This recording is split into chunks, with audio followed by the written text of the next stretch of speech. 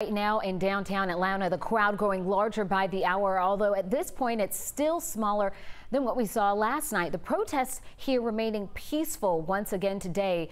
These protests again focused on ending police brutality and systemic racism. They are sparked by the recent deaths of George Floyd, who died in police custody in Minneapolis, with charges now filed against 4 former officers.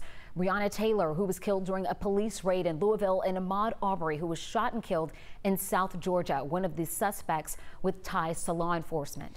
11 Alive, Chanu Hur is live in downtown Atlanta for us right now. Chanu, do you sense any difference out there between tonight's protests and nights prior? I know you were out there just last night too.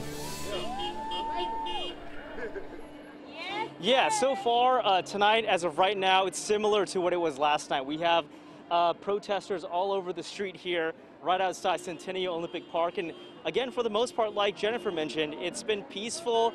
They've been standing over here at this intersection face to face with police, but there hasn't been any moments of tension or anything. They've just been holding signs, chanting, standing over there by the police.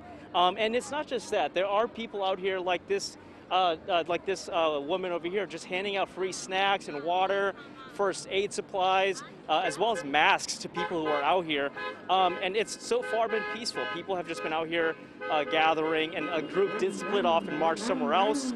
But for the most part, people are just gathering here, similar to what it was like yesterday. Of course, things will be changing, I guess, throughout the night like it did yesterday. We'll be out here to keep an eye on that and bring you the latest right here. Aisha? All right, thank you so much, Chanu.